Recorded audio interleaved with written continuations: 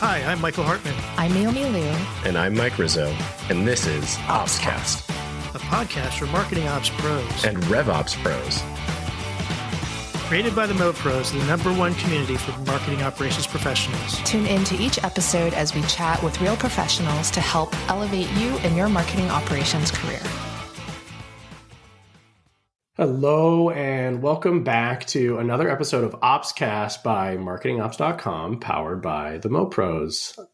Hey, everybody, I'm Mike Rizzo. I'm actually going to be solo hosting this episode, which is a unique twist. It doesn't happen very often, but I'm excited because today we are continuing our series on emerging go-to-market approaches. And joining me is Mark Kilens. Did I get that last name right? Got it right. All right. Awesome. He is the CEO and founder of TAC. And so just a quick tidbit about what's going on at TAC. It is a media and go-to-market firm helping startups and scale-ups match how they go to market to how people actually buy. They're modernizing how businesses go to market to create, capture, and convert demand into revenue. TAC helps B2B organizations transform how they grow using its proprietary people-first go-to-market model and approach. We will unpack that in this episode. That is exactly what this is for. Their mission at TAC is to make every experience and interaction with a business more human. So companies like Comsor, Swoogo, ZoomInfo, Casted, and UserGems are partnering with TAC today to unite their go-to-market teams to grow more efficiently and effectively, two words that are near and dear to this community's heart, efficiency and effectiveness. So prior to TAC, Mark held leadership roles at several organizations, including CMO at Airmeet, VP of Content and Community at Drift, and VP of Marketing / the founder of the HubSpot Academy. So Mark, thank you for joining us today. Really appreciate it. Yeah, no, thank you for having me, Mike. Excited to be on this podcast. I've listened to a few episodes, love the show, so thank you so much. Of course. Yeah. Well, I'm glad to hear that we were able to capture your attention on a few episodes because, we don't always reach people that are, in the, upper echelons of experience in the world, I think, so it's helpful to hear that we've got some influencers like yourself listening. So awesome. You can always be learning. I never settle, always be learning. Two of my personal life principles. So, when I see something I want to learn about, learn from someone, I'm gonna try to study it and listen. Awesome. Well, again, I think there's just a ton of alignment between what you're working on at TAC and what this community's sort of foundations are all about. We talk about, the #1 traits of some of the strongest marketing operations professionals are to always be learning and curiosity for sure. And then, just talking about building things that are efficient and effective. But before we dive into the rest of this conversation, let's try to baseline some folks. Would you mind sharing, People First is pretty new, right? And you're all sort of pushing that into the market. Would you help sort of share with our audience, what does that really mean when you say people first go to market? Yeah. So we started looking at how you could say marketing and sales from a buyer's perspective was changing or has been changing about like 2 years ago. So when I was wrapping up my time at Drift and moving to Airmeet, it was that strange time when the pandemic was happening, but we were starting to come out of it. I was like, there just feels like a lot of change happening with how I buy things myself, but then my friends, family. And then I started to say to myself, I think B2B is changing a little bit. This pandemic has had a lot of different types of effects on things. One of the biggest things I noticed as I studied this was, and this has been happening now since mid 2000s, is how the internet has shifted from a search dominant model to a social dominant model. And when I was at HubSpot, I was there for almost 9 years. Search was the play. Like inbound marketing, people find you online mostly through search. Of course, social became a thing.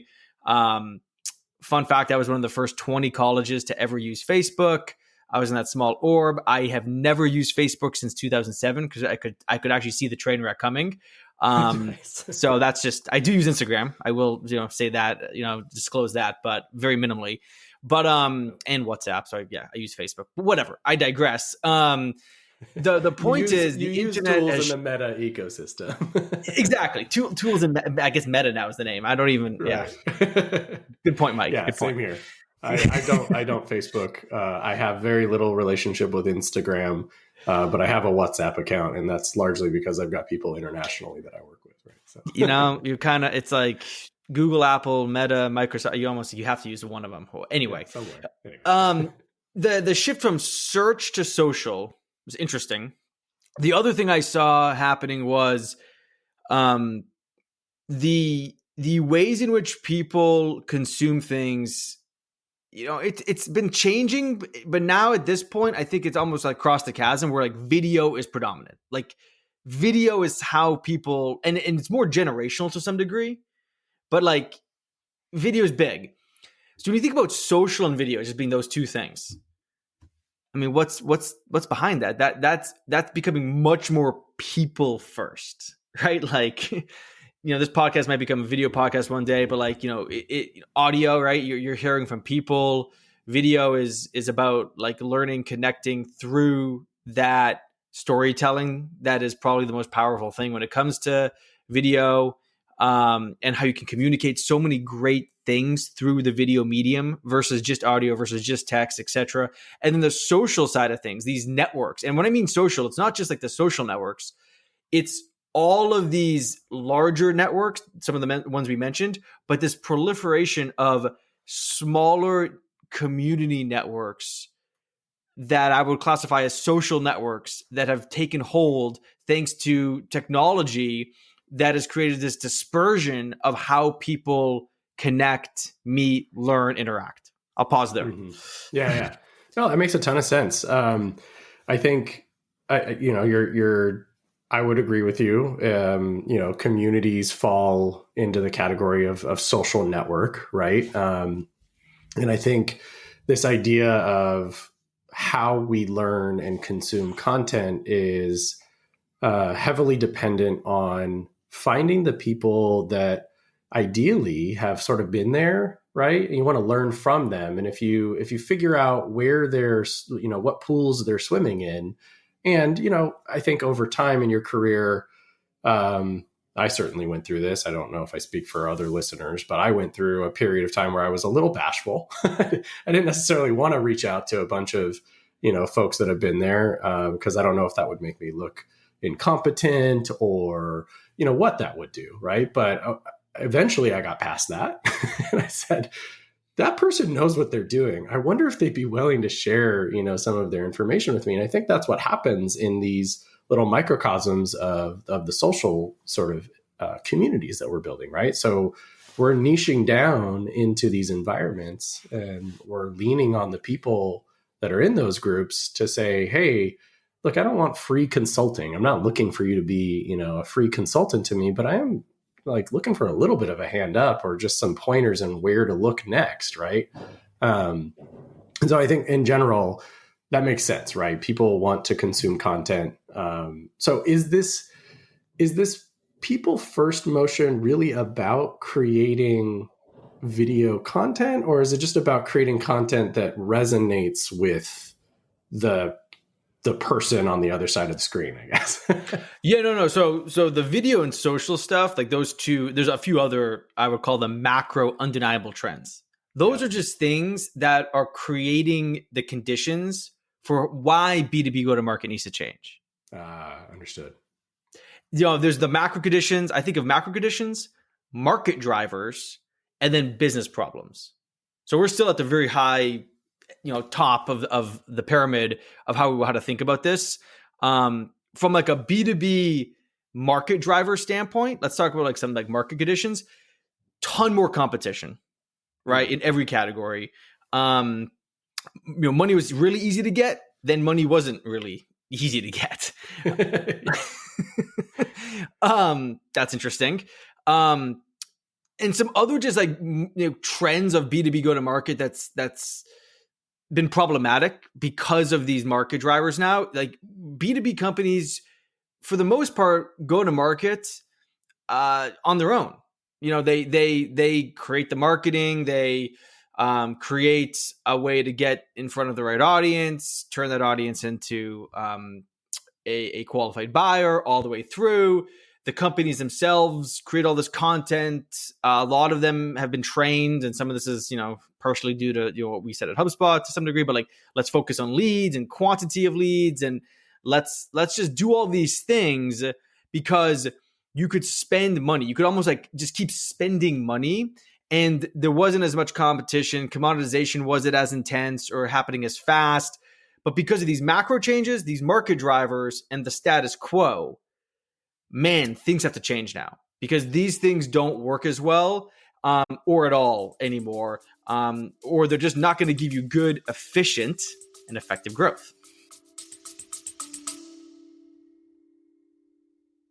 Hey everyone, Mike Rizzo here, CEO of marketingops.com and co-host of OpsCast. I've got a little secret to share with you, something that's been one of the best kept perks of our community until now.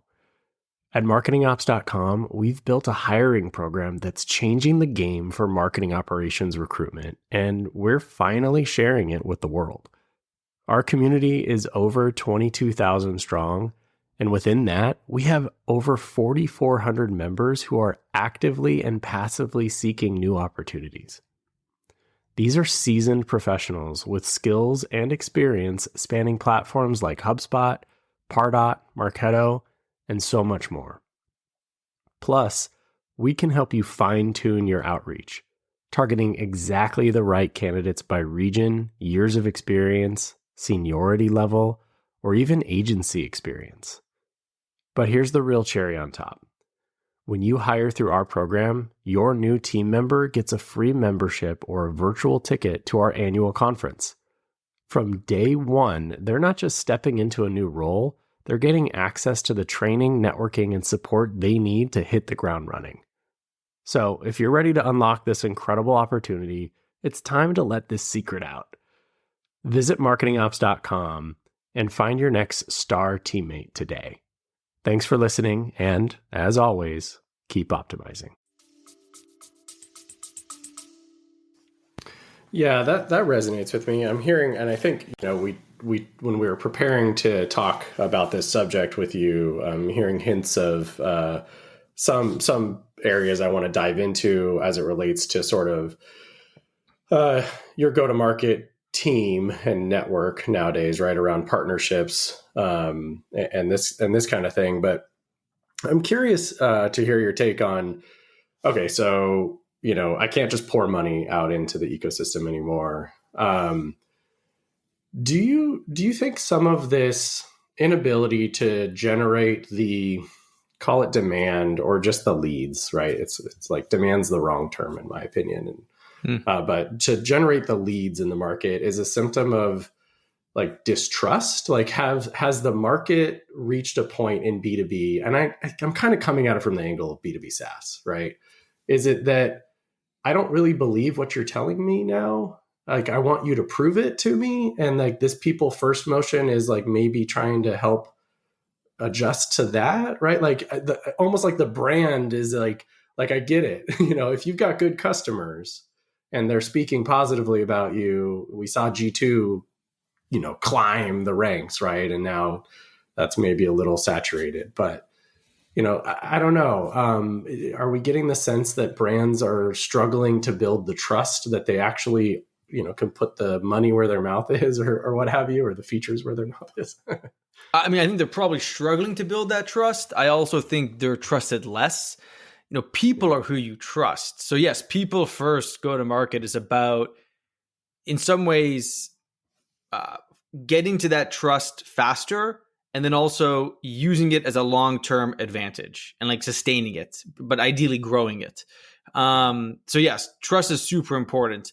There's three kind of pillars to how we think about what needs to happen for people first go-to-market to be successful. And really it's about, like you said in the beginning, matching your go-to-market to how people buy.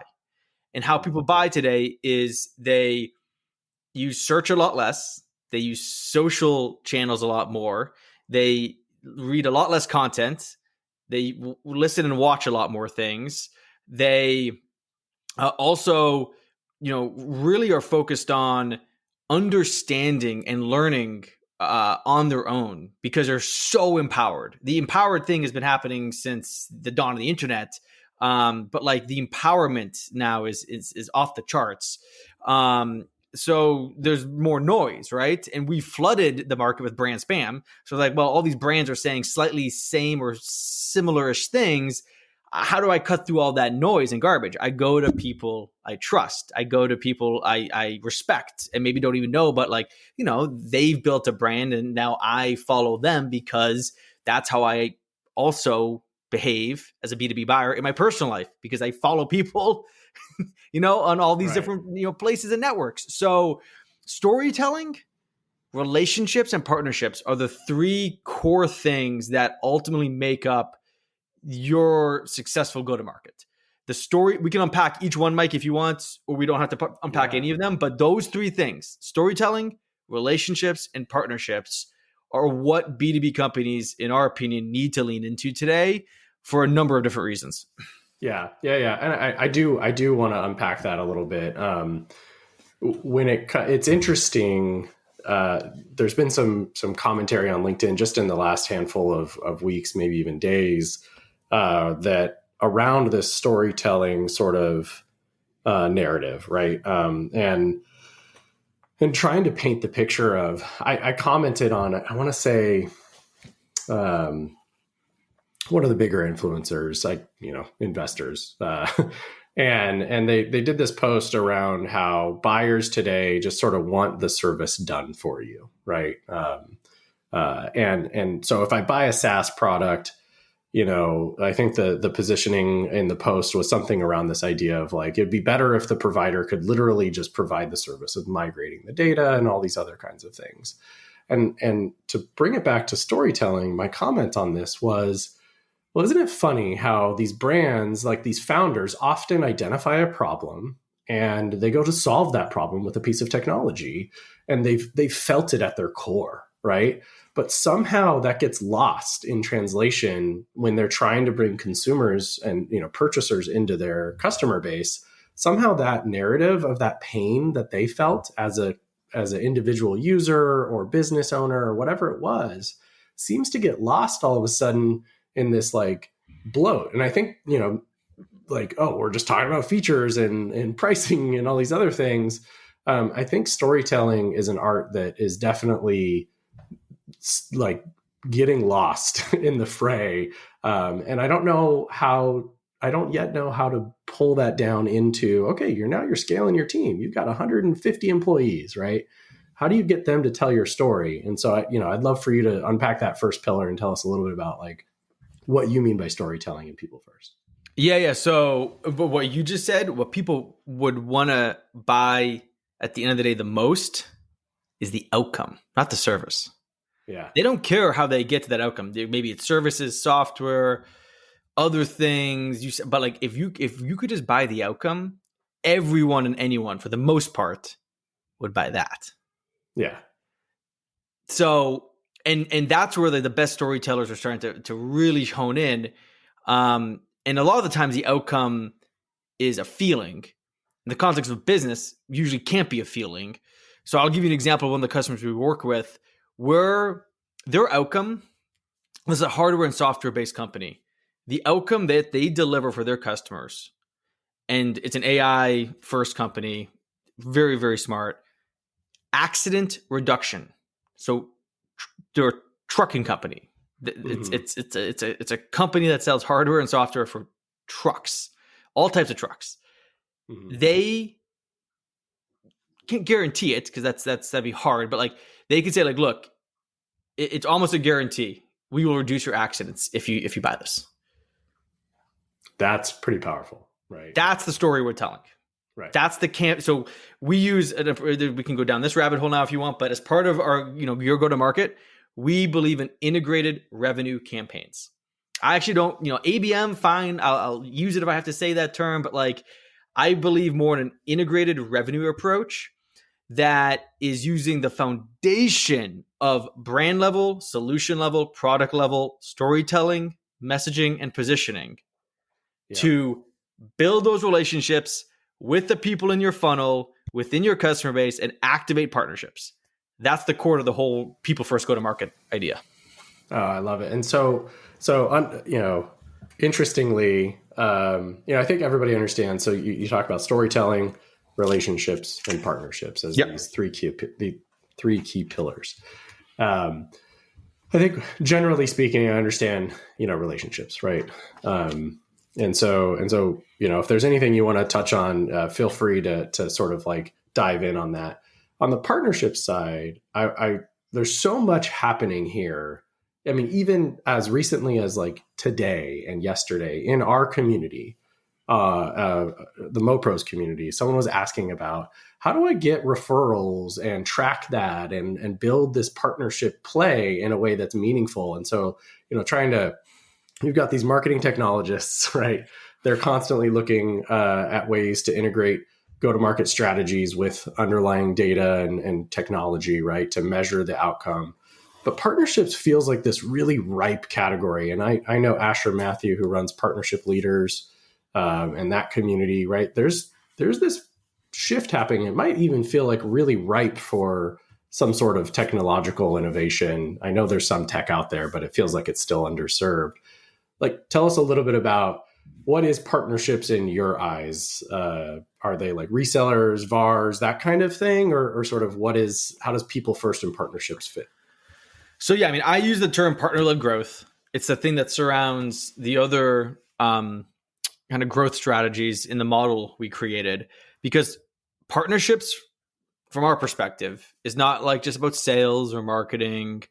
It's about customer success. It's about the things, product partnerships, by the way, which is a general go-to-market partnership then. But it's also, you made the comment around like, well, how do you help your sales team tell stories? It's about how well you partner with your internal teams as well. So partner-led growth is all of that. And that's a different take. And people are like, well, that's confusing. Like, well, goes back to the term I used just a moment ago, which is integrated, right? You can't create a really amazing go-to-market.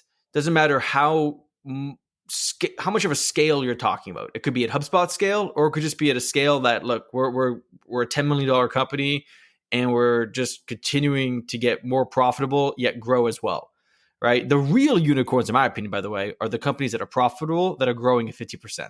I don't even know those exist, but if you're profitable, growing at 50% year over year, holy shit, like I want to invest in that company. So that's the real unicorn definition. But I digress. And getting back to this idea of partner-led growth, it's about leverage. That's all it is. It's just leverage. So a good example of a technology that's helping with partner-led growth that is actually a TAC customer, disclosure, is ComScore. I'm sure you've seen ComScore online. They're about to announce a few more big things. They were a company that did a lot with community-led growth, and they were building a platform for community managers, like HubSpot is for marketers and salespeople. Pivoted off that and said, no, we're going to introduce this thing called Go to Network, which is very similar to People First. And what they're doing is they're taking the power of each person's individual network and giving the person control of that network. So either by connecting your Gmail, personal, your work email, your LinkedIn, and a couple of other data sources, you can then use their AI to understand the strength of your relationships across all of those sources through 35 now plus different factors. And then what you can do is say, hey, I'm going to connect my network to all of the other networks in my company and layer in our ICP and account map strategy on top of that. Now, getting to the right person has become maybe not so easy, but you just now got lines of sight into stuff that no CRM on the planet can do today. Yeah. I'm very close with Mac. I think we met when he was still surfing on some couches when he had these crazy ideas and this big vision. And I really love what ComScore has been pursuing around community-led, and now this new motion that they're pushing out, which makes a ton of sense, right, for the technology that they're building. And so, super, super exciting. All right. So, we've talked a lot about, capturing sort of like basically using these approaches to sort of capture, demand, right? Like what's going on? So we're talking about social media. There's advocates, there's influencers, there's all this stuff. Is this a part of the people first? Like, should companies be thinking about engaging like their network from an influencer perspective? Are they hiring differently because of these strategies that you're suggesting they implement? What is maybe some actionable steps that a marketing team or organization might consider as they think about a people first motion? Yeah, no, most important thing is to understand the macro conditions, the market drivers, and the problems affecting your ideal customer. And I mean, ultimately, the problems are going to be one or more of the things you solve. Like if you don't have a good grasp on that, you really should start there, because that's getting you into the head and mindset and that proximity you need to understand your buyers. And then you need to tie that to say, well, based off of that stuff, we've created this premise and this belief that there is an approach that we can help you take to overcome this problem.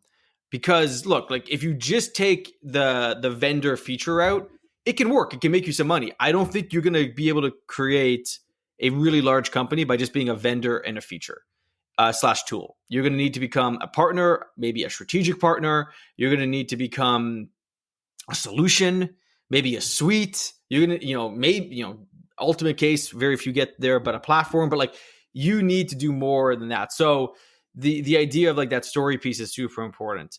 From there, we think of like 3 channels in maybe the untraditional sense. Like people think channels, like when I say channels, Mike, what do you think of?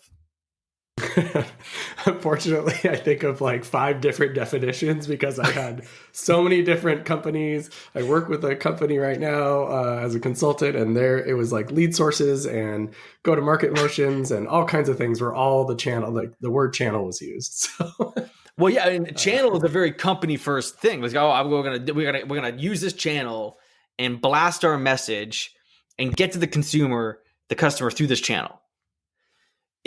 Our channels are simple. One is very, unknown and new. The 2 other ones are less unknown. If you want to create demand, we say, great, use a community-led growth approach. So I'll pause there.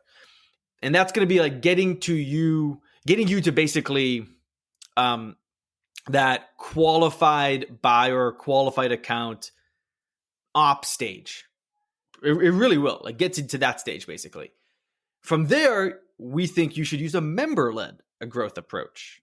That one is very no one really knows what that is, but I've been using it since early days of HubSpot, but we can unpack that if you want. That's going to help you get someone to become a customer. What that really is really quickly is just they form a relationship with your brand and company in a much deeper way. Mm-hmm. Right? The B2C companies, a lot of them do this extremely well, that you become a member of some part of that company in some way. I have countless examples, but makes sense. That's one thing, right? For example, like you can become a member of an airline before you even take a flight through their loyalty program, right? Yeah. There's a lot of different examples. Sometimes that happens after, but like become a member. And then the customer-led one, which isn't as confusing. It's confusing, but it's like known at least. It's how do you then take the demand that you've created through community approach? You've captured this demand, and you really understand the signal of the demand through membership. And really, it's about first-party data collection. And then it's like, how do you convert a customer into a true product advocate, not just a brand advocate, but a product advocate. So those are the 3 channels we help companies activate. Sure, there's email, social, all that other crap, right? Stuff. Yeah. But like, think strategy, think people first, because each of those are a people first way to think about your channel activation, not like your like email stuff. Yeah, totally. No, that all three of those make sense to me. And, when I hear you talk about community led, obviously we have a community. We have brands that support this community and they believe in, the value of creating educational resources that help elevate these potential customers that could potentially be a buyer of their product or service one day. But they partner with us to make sure that we're creating the right materials in the market that enable them, right? And so there's a community-led motion there. But then when I think about us as a business, a platform, and a private network for our ecosystem, when you said member-led, I found that really interesting because we have members of our community that spend $0 with us, right? But they advocate tremendously, right? They find a whole bunch of value and they continue to champion the fact that the things that we're doing to support them are valuable enough for them to just tell their friends about it, right? Whether that's creating content or resources that help enable them in their work. I think this is applicable to pretty much any business, right? You can enable your members of your organization or your community to be supported, and then if they become customers, they sort of go all the way around, right? Into that. So yes. That all really resonates. Let me unpack that though a little bit more for you. Yeah. So you actually are using, so you have an owned community. I know that, right? Like people sign up for your, the MOps, community. Is it free or paid or is it both? It's both. Yeah. Cool. It's just like Club PF with us. We have a free version and a paid version. Love that. Yeah. So that's member led. Yep. You have a community led strategy, and this podcast is part of that, where you're using rented channels. So I classify it as you have an owned community. You've created an ownership model with your community where there are free and paying members. Love that. HubSpot Academy was that. Drift Insider was that. Sales Hacker with Outreach was that. But then you have community led, which is about rented network activation, rented social community activation. And what you're doing with this one right now, this podcast, is you're using a content-led strategy. This podcast is content. You're deploying it across your community-led approach, probably using it in some ways in your member-led approach, which I love. And you're using partner-led growth because you've partnered with me and many, many other people to come onto this and use that relationship, use that, not super strategic partnership, but there's a partnership here to fuel those other three approaches I just mentioned. So that's how I would think about it, Yeah, 100%. And I think that's spot on, right? And the people first bit is, I want to, as before we even hit record today, right? We just quickly touched on the fact that we haven't had a chance to interact outside of just sort of the quick exchange on LinkedIn here and there. And so here we are, we're getting to know each other. Now I know more about your business and all this other stuff. And right. So you create these, I can't say that like I put on a strategic hat one day and said, we're going to start a podcast and here's my wizardry that I think is the magic that's going to happen when we do a podcast. But if you started to sort of wrap it in some of the definitions that you just did, I think that makes a ton of sense. Right. So I think, I touched for a moment, you certainly have talked about it. I said, hey, I feel like this is pretty applicable across pretty much any industry. But do you feel that there's certain audiences based on what you've seen in the market? Certain verticals, is SaaS sort of the place where this is taking hold? You mentioned hardware, software. So already that's sort of a mix. But where do you see this people-led approach sort of growing most rapidly right now, I guess is my question. Yeah. I mean, so we just unpacked 4 of the 7 different like motions in the overall approach. We talked about the community side, the membership side, then there's the customer side. And then there's content, events, and product-led. So content-led, event-led, product-led, which are the offers that really help you accelerate the trust building that you deploy in your community strategy, in your member strategy, in your customer strategy, with partnerships playing into all those, right? So those are the 7 things. The reason I frame that is, like with most things, B2C has been doing this across the board. I have examples, you want me to do an example in my local community? Do you want me to do an example outside of SaaS, but it's B2B? Where do you want me to go? I can name a type of business. I have an example. Seriously. Whatever comes to mind first. I mean, B2C it makes sense to me. We could start there. That's totally fine. How about like a very, very interesting B2C company? So they sell physical product. They sell fish, seafood, fishmonger. That's the example. It's about a block and a half away from my house. The company is a small business called Fish in Newburyport. Fred owns it. Love the guy. He is huge into partner-led growth. How does he do partner-led growth? He partners with local businesses to help them activate product experiences and micro events. Mm-hmm. It's gold, right? So he's using literally free products that he brings into the store to like get people to taste them. So product-led growth from that standpoint is, you go to a place and they have like a free sample. Yeah. Product-led growth. That is product-led growth. And because it works, because you're like, ooh, that tastes good. I'm going to buy that. It's like, oh, I got to try that SaaS product out. I'm going to buy that. Brings them into a store. He does these micro events. He creates awesome zero-click content on Instagram. One of my favorite things he does is Fridays with Fred. What's going on in the store? Like, you got the weekend coming up. Just great example, Mike, right? And you probably can name a few businesses just like his, right, that do that, right? Like, oh, totally. People first. There's plenty. Yeah, people first, all the way. Yeah, I think, when you shared that story, my wife makes delicious cookies, and we've been encouraging her to potentially bring these to market at some point. And my concept was, well, how do we enable the local community to benefit from the launch of this brand, right? And so I thought, we'll do this whole. I proposed that we called it the secret stash. We were going to call them stash cookies because it's the only cookie that your spouse actually tries to hide from you. Love that. So we actually have a married couple that we're really good friends with, and the husband puts them as high as he possibly can on the shelf because he wants to keep them for himself. And then I thought, great, let's go put like a treasure chest in every local shop in our area.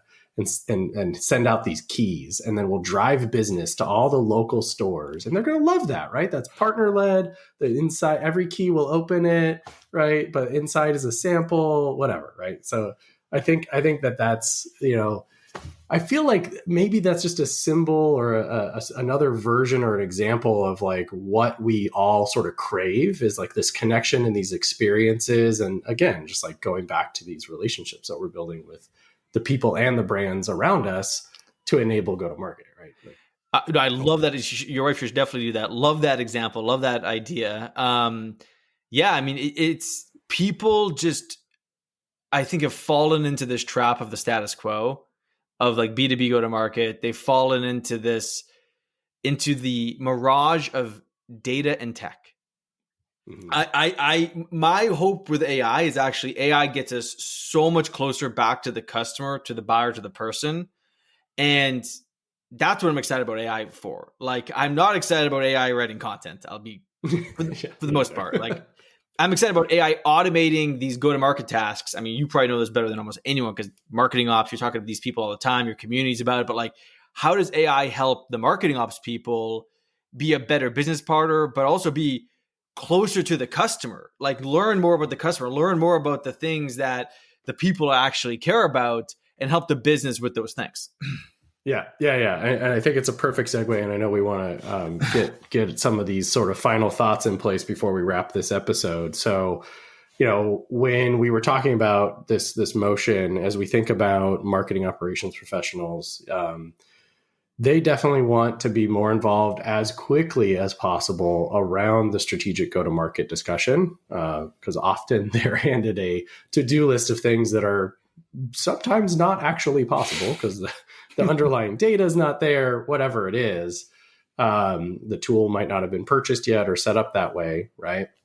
So when you think about marketing and revenue ops pros, and we've got organizations that are trying to work on this kind of go-to-market, this people first, right? Mm-hmm. What are the things that this audience needs to be thinking about or advocate for in order to actually enable this motion? whether it's technology or being involved, like what should they be trying to, bring to the table, maybe to earn that like seat or just not even a seat at the table, just be in the room contributing in a way that says, hey, everybody stop. Stop with all of this crazy go-to-market stuff you're talking about. Let's get back to the customer journey. Right? Like, what could they be thinking about? Yeah, no, for sure. So to me, it starts with helping the business understand its customers more. So how can you give us insights around what we have assumed our ICP is today? What can we learn more and more about that ICP? And then where could we take the definition of our ICP and change that because of either market conditions, competitive conditions, product changes we're making, like get us closer and deeper insights into our customers. And then from there, how do we think about segmenting our customers and our buyers using the right signals? And I know this is also one of these things on LinkedIn, Mike, that has been a hot topic, signals, like whatever. Yeah. But like, look, I remember when I was talking at HubSpot back in 2011, 12, like lead scoring. I'm like, oh my God, lead scoring. It's amazing. Like I do think there is a fundamental difference between lead scoring and buyer intent. Lead scoring is a company first kind of view and approach. Buyer intent modeling is more a people first approach. So if you could help your company create a buyer intent model, that's almost like, I've used this term, I don't think it doesn't seem to have caught on, but like the buyer qualified lead, like the buyer qualifies themselves and like you just follow along in that qualification process. Like that would be pretty nice. Because ultimately at the end of the day, what Nick, my co-founder, and I are trying to do, and what we're trying to do in our community and everything, is get rid of generic go-to-market. The enemy, I have to say this just once, the enemy is generic go-to-market. So marketing ops people, if you can help your company be less generic in how it goes to market, that is a competitive advantage. That's a differentiator, I think, Mike. Yeah, I totally agree with that. I think this particular audience, right, marketing ops professionals, rev ops professionals, the lens that they have into the business, assuming first, folks, for those of you listening, that you understand the pain that the business is trying to solve for certain consumers.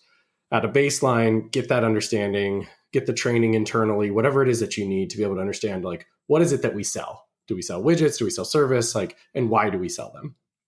And then go in and start analyzing the underlying data points to be able to enable that. I think your lens typically in this role is very unique, and you can bring a lot of those conversations to light with your team and be a strategic enabler in that regard. So, it totally resonates with me. I think that there's a ton of opportunity for this particular profession, right, to have a more impactful, or just have more of an impact on the strategic go-to-market around these things, for sure. Oh, 100%. 100%. Yeah. Anything else, I want to wrap it up and let you go, get back to your busy schedule. Anything else that, I didn't ask you about that you were like, hey, I really want to make sure I share this with the audience? No, we had a really great conversation. We covered a lot of ground, I think. I mean, there's a lot to go, deeper into. I will say, though, we're going to have a course come out in the May timeframe around people first go to market. It's 8 different classes about everything we talked about. It's going to be something that we offer up. So that's something that's coming. But I'd say the other thing that marketing ops people can help with is partner with the other teams. Once you have that foundational understanding of the customer and everything like we talked about, because you're spot on that, is provide insights and partner with people on guiding principles. The best go-to-markets create guiding principles. So when we partner with a company, and I did this at my other teams, when I have a team of people, we always create a set of principles. I think your go-to-market needs a set of principles, which is then the thing that guides the strategy. A lot of people say, oh, we're going to learn and diagnose, and then we're going to execute the strategy. but wait, what is the foundation principles of that strategy? Don't forget about the guiding principles. Yeah. Good call out. Well, Mark, thank you. I really appreciate it. As always, Mr. Michael Hartman always says, I feel like we could go on forever, and we probably could. So I appreciate you taking the time. If anybody wants to sort of stay in touch with you, give them the sort of shameless plugs on where you're at, how to follow you, and how to get, maybe learn more about TAC. Yeah, I appreciate it. Yeah, 3 things, LinkedIn, myself, Nick, super active on that. And then clubpeoplefirst.com. That's the community like yours. And then our primary website is tacgtm.com. Awesome. Well, appreciate it, Mark. For all of you listeners that are tuning in to this episode, I hope you enjoyed it. Go back and check out some of the other go-to-market deep dives we were doing with some other folks. There will be, I think, a couple more scheduled still. And please rate and review on whatever podcast you're streaming from. We really appreciate it. And as always, if you want to be a guest on the show, don't hesitate to reach out to myself or anyone in the community. And go check out that course when it comes out. Mark will tell us all about it, I'm sure. Awesome. All right. Well, thanks, everybody. Have a great day, and we'll catch you on the next one.